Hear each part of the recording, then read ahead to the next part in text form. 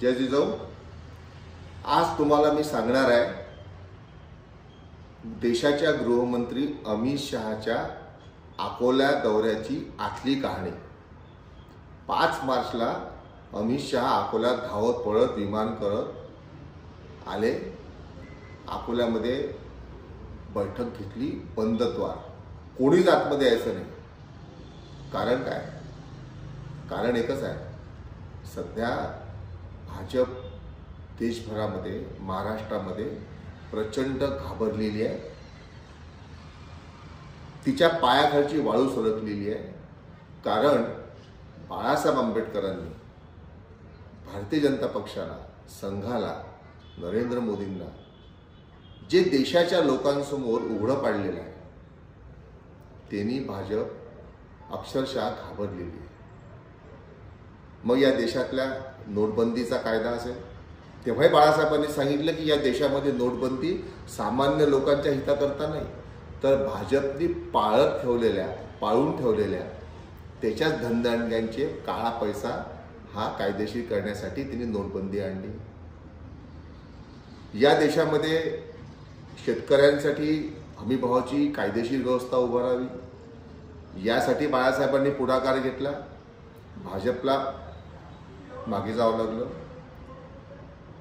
या देशामध्ये कुठलाही प्रश्न असेल, सनातन धर्माचा प्रश्न आला, ज्या सनातन धर्माविरुद्ध छत्रपती शिवरायांपासून शाहू फुले आंबेडकरांपासून तर वारकरी संप्रदायाच्या सर्व संतांनी विद्रोह केला, त्या सनातन धर्माला तितक्याच ताकदीने विरोध केला ते फक्त बाळासाहेब आंबेडकरांनी केला। आणि आत्ता मालदीव सारख्या देशाने भारताचे जे धेंडवडे काढले, या 56 इंच छाती असलेल्या नरेंद्र मोदी यांची जी बेइज्जती केली मालदीवनी, की भारताने सांगितलं, महाशक्ती विश्वगुरूंनी सांगितलं की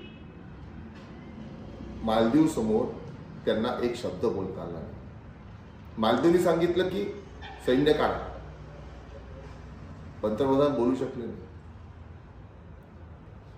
हे देशासमोर आणणारे, देशाची सार्वभौमता ही अपराजित असली पाहिजे हे मांडणारे बाळासाहेब आज संपूर्ण देशामध्ये, महाराष्ट्रामध्ये लोकांना भावतायत।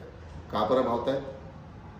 कारण जे काम राहुल गांधी, श्री शरद पवार आणि श्री उद्धव ठाकरे हे जे करू शकत नाही, ते काम बाळासाहेब आंबेडकर करतात। भाजपच्या विरुद्ध पूर्ण ताकदीने रस्त्यावर उतरले, त्यांना एक्सपोज केलं, त्यांना मागे जायला भाग पाडलं। आणि म्हणून अमित शहा घाबरले। अमित शहा अकोल्यात आले। इथल्या अकोला भाजप जे दळभद्री, भ्रष्टाचारी आणि निष्क्रिय आहे, इथल्या भाजपचा खासदार लोकांना दिसत नाही, आमदार दिसत नाही। भ्रष्टाचार म्हणाल तर अकोलेकरांना बसा उठायला सुद्धा जागा झाली नाही। अकोल्यात इतका कचरा आहे, इतकी धूळ आहे। शाळा घेतली, चंपीस केली अमित शहानी अकोलेकरांची, अकोला भाजपची, सॉरी, की तुम्ही काय करताय? सर्वे सांगतायत इथे अकोल्यातून बाळासाहेब आंबेडकर निवडून येणार, तुम्ही झोपा काढताय का? तुम्ही जरा उठा, कामं करा। काही झालं तर बाळासाहेब आंबेडकर रोखायचं आहे। आपण इतके मोठे मोठे लोक थंडेगार करून टाकले। या माणसावर ईडी चालत, आंबेडकरांवर ईडी चालत नाही, इन्कम टॅक्स चालत नाही, जेलची भीती चालत नाही।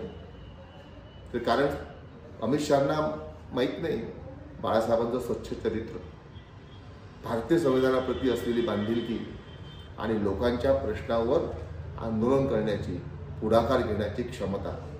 म्हणून बाळासाहेब कुठल्याच ईडीला, जेलला, इन्कम टॅक्सला घाबरणार नाही आणि घाबरत नाही।